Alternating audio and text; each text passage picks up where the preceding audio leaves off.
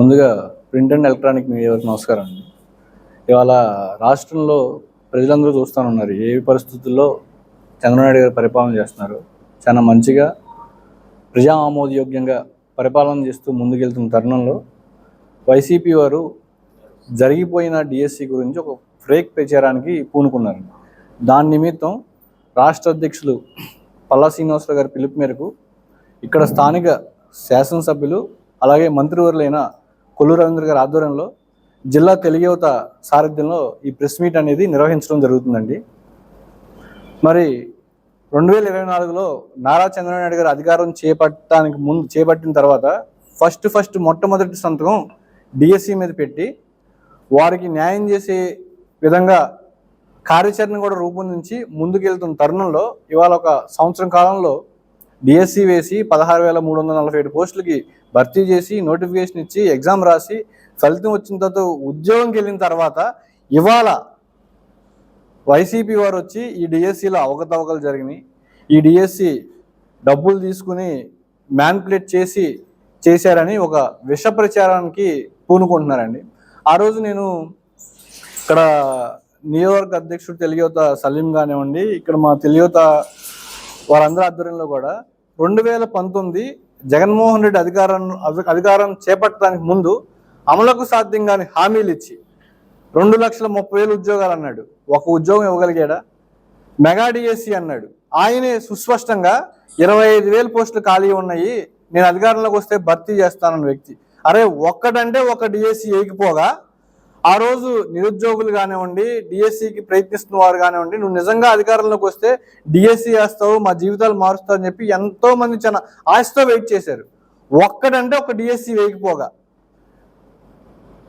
ఎన్ని ఫేక్ ప్రచారాలకు పూనుకున్నారో ఇవాళ మీరు చెప్పిన అన్ని జరగకపోగా ఆ రోజు మేము చాలా ఉద్యమాలు రాష్ట్ర రోకాలు చేసి మేము కూడా చాలా కేసులు పెట్టించుకున్నాం. ఆ రోజు ఇవాళ ఎన్ని పరిగణనలో తీసుకుని మా యువనేత నారా లోకేష్ గారు ఆ రోజు సమాజంలో ఎదుర్కొంటున్న సమస్యలన్నిటి కూడా ఒక ప్రత్యామ్నాయంగా ఒక సమాధానం చెప్పే దృష్ట్యా యువగలం అనే పాదయాత్ర చేసి రాష్ట్రంలో ఉన్న అనేక మందిని ఈ అంతకుముందున్న వైసీపీ ప్రభుత్వం ద్వారా ఎంతమంది అయితే ఇబ్బంది పడుతున్నారో వాటందరినీ కూడా ఆ సమస్యకి ఒక ఆన్సర్ చెప్పే విధంగా ఆ రోజు ఆయన పాదయాత్ర ఆయన హామీ ఇచ్చాడు. హలో లోకేష్ ప్రోగ్రాంలో మేము అధికారంలోకి వచ్చిన తర్వాత మెగా డిఎస్ చేస్తామని చెప్పి ఆయన హామీ ఇచ్చారు. ఎస్, ఇచ్చిందే తడువుగా చెప్పిన మాట నెరవేర్చుకుంటూ 2024 జూన్ 4వ తారీఖున గవర్నమెంట్లోకి వచ్చి 12వ తారీఖు ఆయన ముఖ్యమంత్రిగా ప్రమాణ స్వీకారం చేసిన తర్వాత మొట్టమొదటి సంతకం మెగా డిఎస్సి మీద పెట్టి కార్యరూపం దాల్చి దాన్ని అమలుపరిచే యోచనలో ఆ రోజు మన డిఎస్సి వారు ఎవరెవరైతే ప్రయత్నం చేస్తారో 5 లక్షల మంది ఇందులో అప్లై చేశారు. 3 లక్షల మంది ఇందులో క్వాలిఫై అయ్యి ఎగ్జామ్ రాయడానికి ముందుకు వచ్చిన తరుణంలో ఈ ప్రక్రియ అంతా కూడా 148 రోజుల్లో చాలా పారదర్శకంగా చేస్తే ఇవాళ వీళ్ళు వచ్చేసి ఇలా ఫేక్ ప్రచారం డిఎస్సిలో అవకతవకలు జరిగినాయి. సరే, ఒకటైతే మేము గట్టిగా చెప్తున్నాం, ఏదో డిఎస్సి ఇచ్చేసాం 16,000 పోస్ట్ ఇచ్చేసాను కాదండి. ఆ సిస్టమ్ అంతా కూడా చాలా పారదర్శకంగా మన కోనా శశిధర్ గారు ఎవరైతే ఉన్నారో ఆయన ఈ ఫేక్ ప్రచారం చేస్తున్న ఎవరెవరైతే జగన్మోహన్ రెడ్డి గారిని కలిసి మాకు అది రాలేదు ఇది రాలేదు మేము ఇలా ఉత్తీర్ణం అయ్యామని చెప్పి ప్రతి ఒక్కరు ఎవరెవరైతే మాట్లాడుతున్నారో వాళ్ళు మాట్లాడిన ప్రతి ఒక్కరికి కూడా ప్రభుత్వం వారి వాళ్ళ సమాధానం చెప్తున్నారు. ఇంతకన్నా పారదర్శక ఏమన్నా ఉంటుందా జగన్మోహన్ రెడ్డి అని చెప్పని తెలియ ద్వారా సూటిగా క్వశ్చన్ చేస్తున్నానండి వాళ్ళని. ఆయన్ని మరలాగే ఇవాళ ఎగ్జామ్ అవకతవకలు జరిగినాయి అన్నాడు, ఎగ్జామ్ పేపర్ లీక్ అయింది అన్నాడు. అసలు టెస్ట్ ఎలా పెట్టారో నీకు తెలుసా? పేపర్ ఎలా ప్రిపేర్ చేశారో నీకు తెలుసా? పేపర్ ఎవరు ప్రిపేర్ చేశారో నీకు తెలుసా? వైఎస్ఆర్సీపీ వాళ్ళని కానివ్వండి, జగన్మోహన్ రెడ్డి గారిని కానివ్వండి, నేను జిల్లా తెలియదని సూటిగా క్వశ్చన్ చేస్తామండి. అరే వాళ్ళ ఒకళ్ళిద్దరు చేసిన ప్రక్రియ కాదు ఇది. చాలా పకడ్బందీగా సిబిటి కంప్యూటర్ బేస్డ్ టెస్ట్ ఆధ్వర్యంలో అంటే 1:1 రేషియోలో నేను రాస్తున్నది ఆయన తెలియకుండా, ఆయన రాస్తున్నది ఇంకొకటి తెలియకుండా చాలా పారదర్శకంగా ఇవాళ పేపర్ లీకేజ్ అయిందన్న. పేపర్ లీకేజ్ ఎలా అవుతుంది? ఇదన్నా మ్యానిపులేట్ చేసి బయటకు వదిలిన పేపర్ లీకేజ్ అవడానికి అందులో ఉత్తీర్ణమైన ఉన్న వాళ్ళందరినీ తీసుకొచ్చి ఒక క్వశ్చన్ పేపర్ని ఆ మొత్తం 20 రోజుల నుంచి 24 రోజులు జరిగిన ఎగ్జామ్ అంతా కూడా 3 లక్షల మంది ఎగ్జామ్ రాస్తే అంటే దగ్గర 30,000 నుంచి 40,000 క్వశ్చన్ పేపర్ అంటే ఒక క్వశ్చన్ పేపర్లో 30,000 నుంచి 40,000 క్వశ్చన్లు ఇంక్లూడ్ చేశారు. అంటే అది ఎట్లా ఈ పేపర్ని అంతా కూడా ఒక సిస్టమ్ బేస్డ్గా మన సిస్టంలో ఇంక్లూడ్ చేసిన తర్వాత దానికి ఒక పాస్వర్డ్, దానికి ఒక కథ ప్రక్రియ అంతా ఉంది.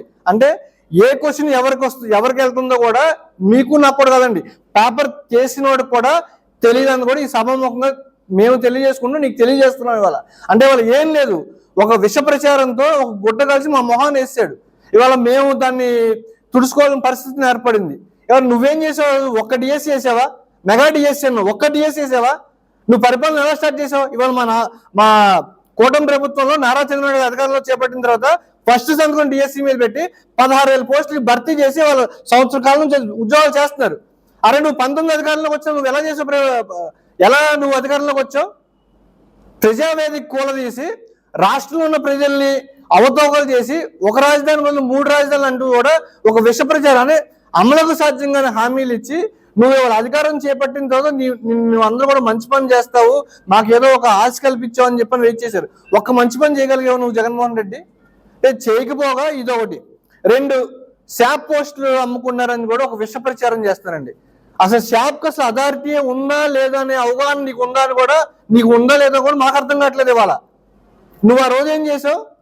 ఆడదాం ఆంధ్ర పేరు మీద ఎంత అవినీతి చేశారు. అప్పుడు స్పోర్ట్స్ మినిస్టర్గా ఉన్న రోజా గారు కానివ్వండి, అతను ఎవరైతే అతని పేరు కూడా చెప్పడం మాకు చెప్పాలనుకోవట్లేదు నేను అసలు. అతను అంటే నీకు ఒక మంచి అవకాశం కల్పించినప్పుడు రాష్ట్రంలో ఉన్న యువతకు కానివ్వండి, ఆ క్రీడలో ఉన్న నైపుణ్యతని పెంచే విధంగా మీ పరిపాలన ఇవాళ ఏం చేస్తున్నారు? ఇవాళ ఇవాళ మేము గర్వంగా చెప్పుకుంటున్నాం, రవినాయుడు గారి ఆధ్వర్యంలో శాప్ చైర్మన్ అయిన తర్వాత ఎంతో మంచి క్రీడాకారుల్ని మనం ఎంకరేజ్ చేస్తున్నాము. అందులో భాగంగానే శాప్ ఆధ్వర్యంలో జరుగుతుందని కూడా చెప్పట్లా సార్. ఇవాళ స్టేట్కి రిప్రజెంటేషన్ చేసినా, నేషనల్ రిప్రజెంటేషన్ చేసినా కూడా, స్టేట్కి రిప్రజెంట్ చేస్తే అసోసియేషన్ కానివ్వండి, నేషనల్ రిప్రజెంట్ చేస్తే ఫెడరేషన్ అనేవారు సర్టిఫికేట్ ఇచ్చి వాళ్ళు నిజంగా ఆట ఆడారా, ఏ ఆటలో ప్రావీణ్యత ఉంది, ఏ ఆటలో వాళ్ళకి గోల్డ్ మెడల్ వచ్చిందని చెప్పి వాళ్ళు ఇస్తారు. అసలు శాప్కి రైటే లేదు, అథారిటీ లేదు. నువ్వు ఎలా చెప్పగలుగుతావు శాప్లో అవినీతి జరిగిందని చెప్పి? అంటే ఏం లేదు సార్, ఇవాళ పరిపాలన అనేది చాలా మంచిగా జరుగుతుంది. జరిగిన ప్రతి కూడా ప్రజా ఆమోదయోగ్యంగా జరుగుతుంది. సూపర్ 6 సూపర్ హిట్ అయినాయి. సో ఇవన్నీ ఏదో ఒక తప్పుదారి పట్టించడానికి. నేను ఇంకొక మాట అంటే, మా నాయకులు కానివ్వండి, మా పార్టీ విధానాలతో మీరు ఎవరైతే ఇక్కడ వైసీపీకి ప్రాతినిధ్యం వహిస్తున్నాడో నాని మాజీ మంత్రి, ఇంకా అతన్ని ఇంకా వర్ణించాలంటే ఇంకా మేము కూడా చాలా మాట్లాడవచ్చు. ఇవాళ మేము మాట్లాడాలంటే మాకు నీకున్నంత కుసంస్కారం మాకు లేదని చెప్పని తెలియజేసుకుంటున్నా. ఆయన చాలా బహిరంగంగా కూటమి అధికారంలోకి వచ్చిన తర్వాత ప్యాకాట్ను కూడా 44వ గేమ్ గా బ్రిడ్జ్ గా జాయిన్ చేశారని. అసలు నీకు తెలుసా ఆ గేమ్ గురించి నీకు అవగాహన ఉందా?